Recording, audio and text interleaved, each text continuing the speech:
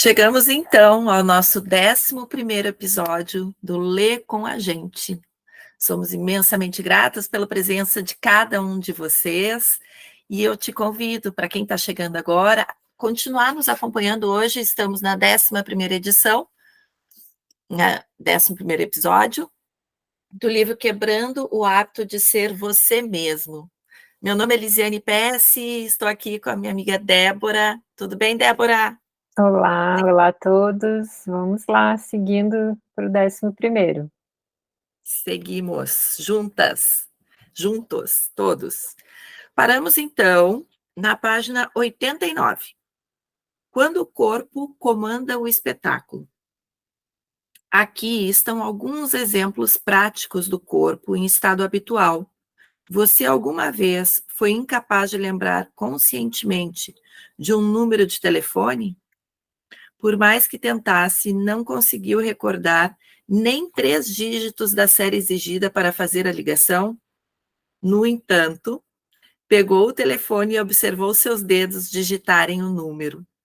Seu cérebro pensante, consciente, não consegue lembrar o número, mas você praticou essa ação com os dedos tantas vezes que seu corpo agora sabe e lembra melhor do que o seu cérebro. Esse exemplo é para quem cresceu antes do aparecimento dos telefones com memória e dos celulares. Talvez você tenha passado pela mesma experiência ao digitar sua senha no caixa eletrônico e ao entrar com a senha online. Nossa, muito, me lembrei, Débora, daquele telefone que a gente discava. Eu adorava discar assim. E às vezes não lembrava do número, mas era botar o dedo ali naquele, nem era teclado aquilo, né? Nem sei o nome daquilo, mas que girava, tu enfiava o dedinho e ele girava assim. Era Eu muito também legal. adorava aquilo.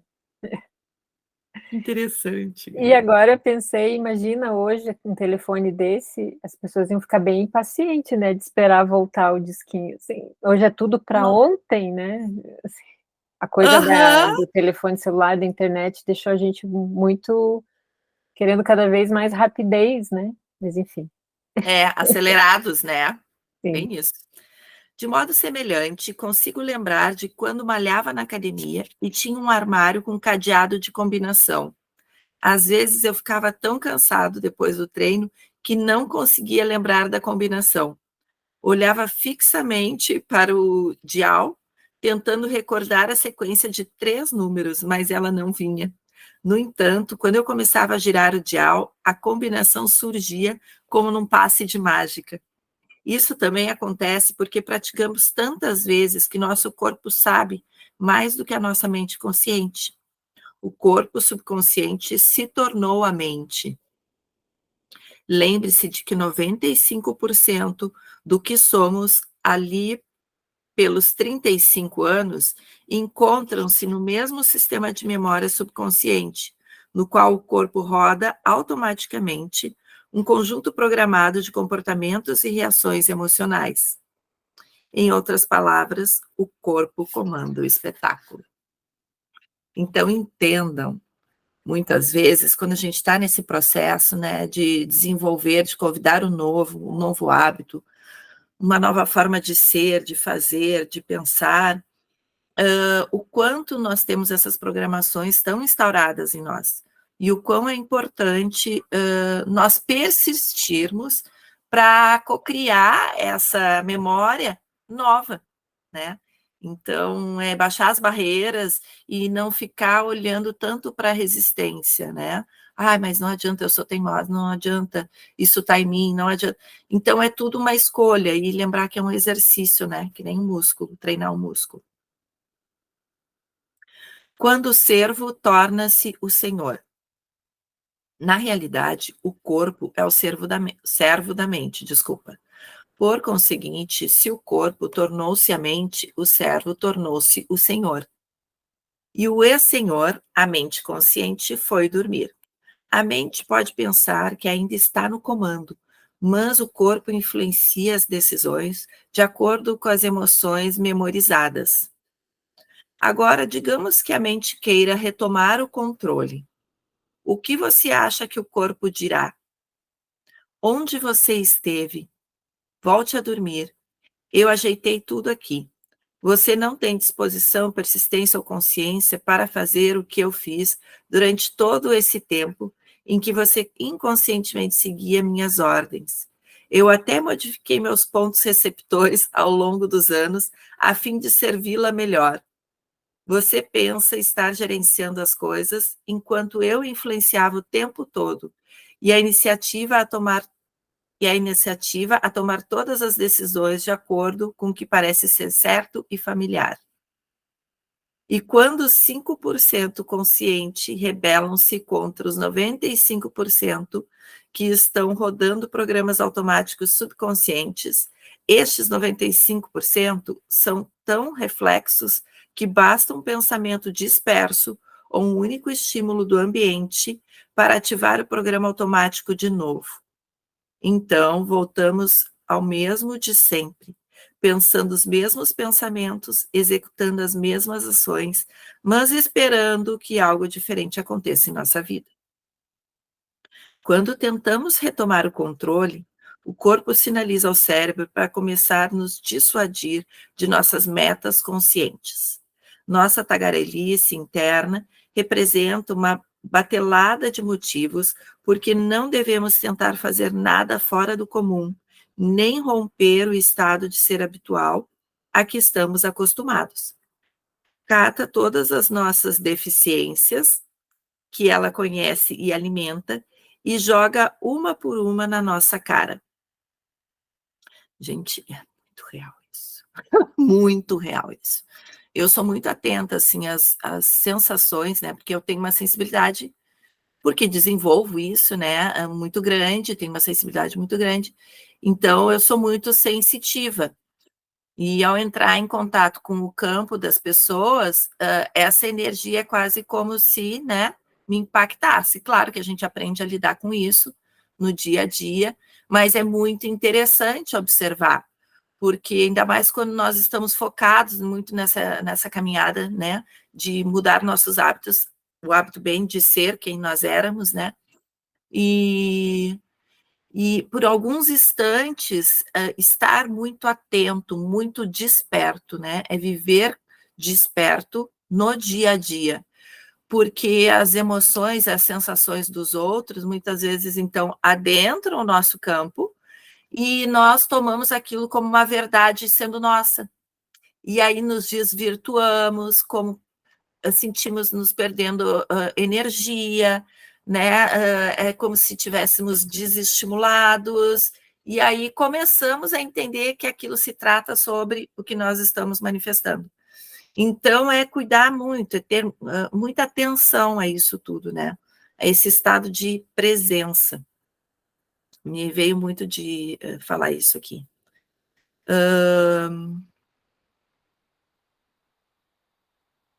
Criamos os piores cenários em nossa mente a fim de não termos de ultrapassar esses sentimentos familiares. Porque ao tentar romper a organização química interna, que tornamos uma segunda natureza, o corpo fica um caos.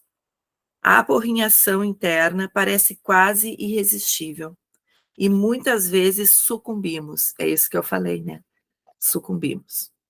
Então, atentem-se, foquem, né? Puxem essa energia do aqui e agora.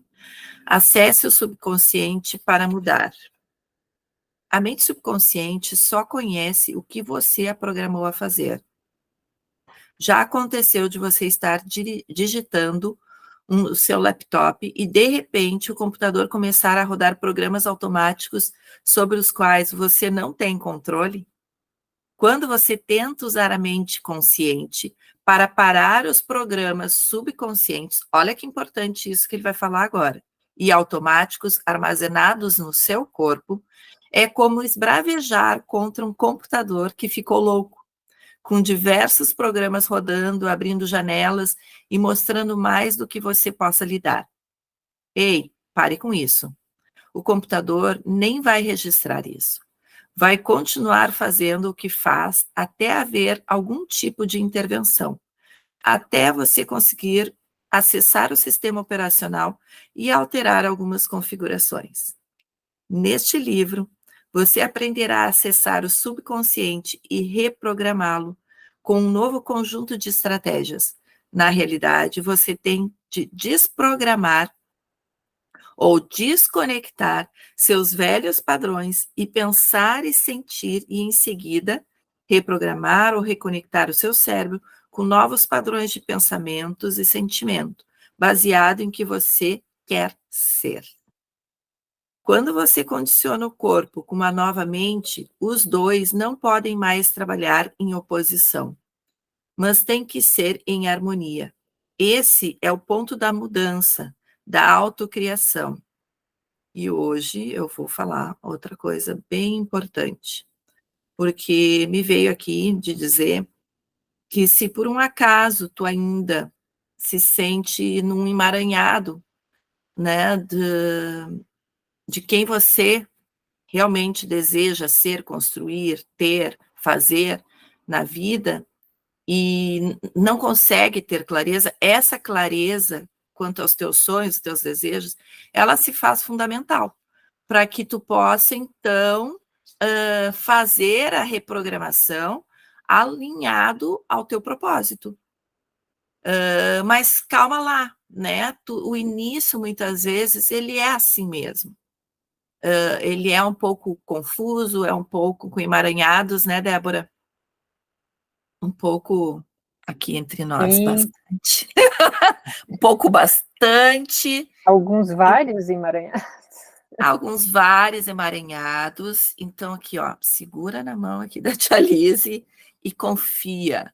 Porque o melhor cenário que a gente pode construir num momento desse é o cenário de seguir adiante, né? É entender que o confiar, ele vai te trazer muito essa energia da mudança, né? Ter fé, confiar, e aí cada um dentro da sua crença, né, Débora? Cada um dentro da sua caminhada. Mas, cientificamente, aqui nós também temos, né, através dessa obra, a clareza de dizer, nossa, então tá, né? Então, pode ser que seja desafiador, mas, gente, não estou sozinha nessa, né? Todas as pessoas passam por isso, e se existem caminhos e algumas pessoas já mudaram muito, né, nessa jornada, por que eu também não vou mudar? Vou sim, né? Então é isso, senti muito de trazer essa fala. Continua, Bom, amiga? continuo. Com participação do Yoda, tá? No áudio, então não Ai, estranho. sim, se quiser pegar ele no colinho, pega também, né, amiga? Ele tá lá para a sala, mas tá latindo, mas tudo bem. Continuamos. Não deu, não ouvi. Culpado até provar a inocência. Vamos utilizar uma situação real para ilustrar o que acontece quando decidimos romper algum estado emocional memorizado e mudar na nossa mente. Penso que todos nós podemos nos identificar com o estado de ser comum, culpa.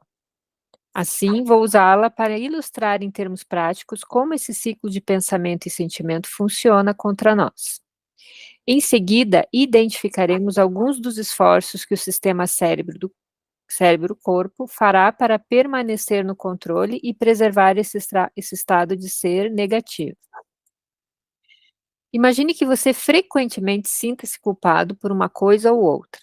Se alguma coisa dá errado em um relacionamento, uma simples falha na comunicação, uma pessoa despejando errônea e injustificadamente a raiva dela sobre você, ou o que seja, você acaba assumindo a culpa e se sentindo mal.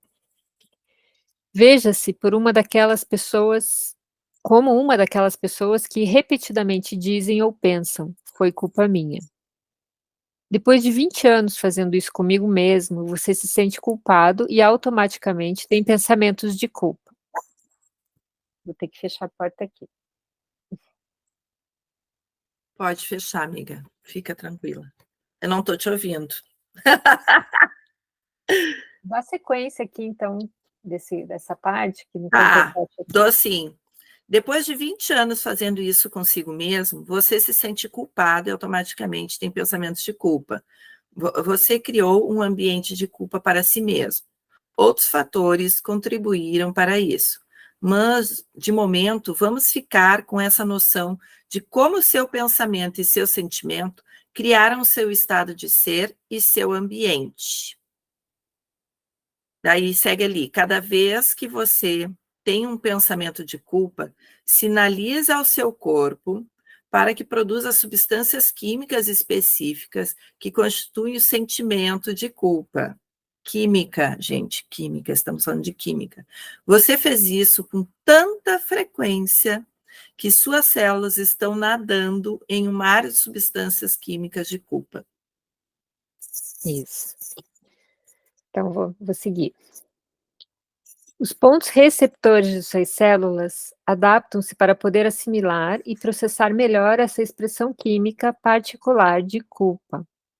A enorme quantidade de culpa que banha as células começa a parecer normal para elas e, no fim, o que o corpo percebe como normal começa a ser interpretado como prazeroso. Olha o perigo, né? É como viver anos a fio próximo de um aeroporto.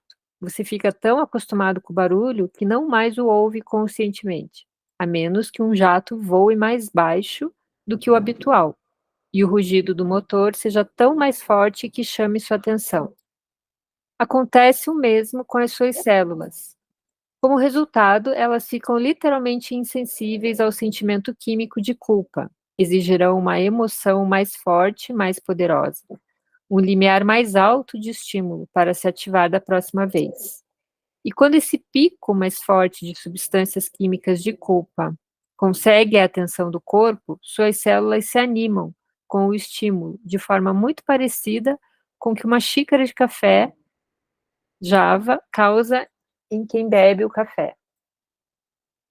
E quando cada célula se divide no final de sua vida e forma uma célula filha, os pontos receptores externos da nova célula exigirão um limiar mais alto de culpa para serem ativados. Agora, o corpo exige um fluxo emocional mais forte de sentimentos ruins para se sentir vivo. Você fica viciado em culpa por suas próprias ações. Olha, gente, olha, gente, olha, gente. Ô, Débora, Oi. e muitas vezes,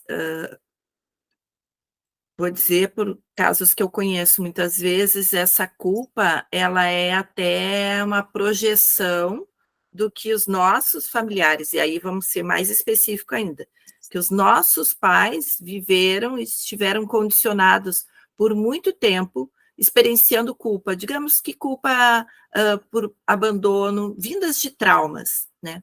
Então, essas culpas, como são dos nossos genitores, estamos falando aqui especificamente de culpa, mas pode ser qualquer tipo, né, de sentimento aí, raiva, desgosto, culpa, autopunição, pode ser qualquer coisa, né? Então, percebam muitas vezes que esses padrões são dos pais e que eles ficam muito impressos em nós, porque nós viemos deles e toda essa conexão que temos desde o ventre da mãe, né, é muito forte. E acaba se tornando quase como, imagina que nós já estivemos dentro do corpo dessa mulher, nossa mãe, né? Então, todos os sentimentos, emoções, pensamentos, tudo que ela tinha, também nós bebemos disso, né? Naquele instante do ventre. E quando nós saímos, pelo menos até os 7 anos de idade, a criança, ela também toma como verdade tudo aquilo que ela ouve dos pais, né? Tudo que ela percebe, que ela sente dos pais. Então, imaginem que, né, além das nossas próprias perspectivas, tem as questões dos pais. Então, muitas questões nem ao menos são nossas, e nós carregamos. Exato, exato. Quando qualquer coisa dá errado ou entorna em sua vida, você automaticamente presume que seja o culpado. Mas isso agora lhe parece normal. Você nem tem que pensar em se sentir culpado. Você é. Não apenas sua mente não está consciente de como você expressa o seu estado de culpa por meio das coisas que diz e faz. Como seu corpo quer sentir esse nível costumeiro de culpa porque você o treinou para fazer isso. Inconscientemente, você tornou-se culpado na maior parte do tempo. Seu corpo tornou-se uma mente de culpa. Apenas quando, digamos, uma amiga comenta que você não precisava pedir desculpas ao caixa da loja por ele ter lhe dado o troco errado, você percebe o quanto esse aspecto de sua personalidade está disseminado. Digamos que isso deflagra um daqueles momentos de iluminação, uma epifania, e você pensa: ela está certa. Por que eu me desculpo o tempo todo? Por que assumo a responsabilidade pelas falhas de outras pessoas? Após refletir sobre o histórico de se declarar culpado constantemente, você diz para si mesmo: hoje vou parar de me culpar e de pedir desculpas pelo mau comportamento dos outros. Vou mudar. Por causa dessa decisão, você não vai mais pensar os mesmos pensamentos que produzem os mesmos sentimentos e vice-versa. E caso vacile, você faz um trato consigo mesmo de parar e lembrar de sua intenção. Passam-se 2 horas e você se sente realmente bem consigo mesmo. Você pensa: uau, isso está mesmo dando certo. Infelizmente, as células do seu corpo não estão se sentindo tão bem. Ao longo dos anos, você treinou-as para exigirem mais moléculas de emoção, culpa, nesse caso, a fim de satisfazer as suas necessidades químicas. Você treinou o seu corpo para viver com uma continuidade química memorizada, mas agora está interrompendo isso, negando as necessidades químicas e indo contra os programas subconscientes dele. O corpo fica viciado em culpa ou em qualquer emoção da mesma forma que ficaria viciado em drogas. Nossa, é muito É surreal, né? é assustador, né? Aham. A princípio, você só precisa de um pouco de emoção ou droga para se sentir. Depois, o corpo fica insensível e as células exigem mais e mais apenas para sentir a mesma coisa de novo. Tentar mudar o seu padrão emocional é como passar pela retirada de uma droga. Quando as suas células não mais obtêm os sinais usuais do cérebro para sentir a culpa, começam a expressar preocupação. Antes, corpo e mente trabalhavam juntos para produzir o estado de ser chamado culpa. Agora você não está mais pensando e sentindo e pensando do mesmo modo. Sua intenção é produzir pensamentos mais positivos, mas o corpo ainda está muito no embalo de produzir sentimentos de culpa baseados em pensamentos de culpa. Pense nisso como uma espécie de linha de montagem altamente especializada. O seu cérebro programou o corpo para esperar uma peça que se encaixa no todo. De repente, você enviou outra peça que não se encaixa no espaço onde cabia a antiga peça de culpa. Um alarme dispara e toda a operação é paralisada. Suas células estão sempre espionando o que está acontecendo no cérebro e na mente. Seu corpo é o melhor intérprete da mente de todos os tempos. Portanto, as células param o que estão fazendo, erguem o olhar para o cérebro e pensam: o que você está fazendo aí em cima? Você insistiu em ser culpado e nós seguimos as suas ordens fielmente durante anos. Subconscientemente, memorizamos um programa de culpa a partir de seus pensamentos e sentimentos repetitivos. Alternamos os nossos pontos receptores para refletir a sua mente. Modificamos nossa química a fim de que você pudesse se sentir culpado automaticamente. Ai. Mantivemos a nossa organização química interna, independentemente de quaisquer circunstâncias externas em sua vida. Estamos tão acostumados à mesma organização química que seu novo estado de ser parece desconfortável, não familiar. Queremos o familiar, o previsível, o que parece natural. De repente você vai mudar? Não aceitaremos isso. Boicote! Aí, Boicote! as células se aglomeram e dizem: vamos enviar uma mensagem de protesto para o cérebro. Mas temos de ser sorrateiras, pois queremos que pense que, na verdade, ele é o responsável por esses pensamentos. Não queremos que ele saiba que partiu de nós. As células então enviam uma mensagem marcada como urgente, diretamente medula acima para que a superfície do cérebro até a superfície do cérebro pensante. Chamo essa de pista rápida, pois a mensagem vai diretamente para o sistema nervoso central em questão de segundos. Ao mesmo tempo em que isso está acontecendo, a química do corpo, a química da culpa, está em um nível baixo, pois você não está pensando e sentindo do mesmo modo. Mas essa queda não passa desapercebida. Um termostato do cérebro denominado hipotálamo também emite um alarme que diz: Os índices químicos estão caindo, precisamos fabricar mais. O hipotálamo, então, sinaliza ao cérebro pensante para que reverta o antigo esquema habitual. Essa é a pista lenta, pois demora mais tempo para as substâncias químicas circularem pela corrente sanguínea. O corpo quer que você retorne ao eu químico memorizado. Por isso, influencia-o a pensar de forma familiar e rotineira. Assim, o corpo ativa as redes correspondentes de neurônios que dispararam e estiveram conectadas por anos, que são iguais à mente daquele sentimento. Essas respostas celulares de pista rápida e pista lenta ocorrem simultaneamente, e em seguida você começa a ouvir a seguinte tagarelice de pensamentos em sua cabeça. Você está cansado demais hoje. Você pode começar amanhã. Amanhã é melhor. Sério, você pode fazer isso mais tarde. E a minha favorita. Isso não parece estar certo. Se isso não funciona, ocorre um segundo ataque sorrateiro. O corpo mente quer ficar no controle outra vez. Por isso começa a implicar um pouco com você. É compreensível que você se sinta um pouco mal nesse momento. A culpa é do seu pai. Você não se sente mal por causa do que fez no passado? De fato, vamos dar uma olhada no seu passado para você poder lembrar por que é desse jeito? Olhe para você, você é um desastre, um perdedor, você é patético e fraco. Sua vida é um fracasso.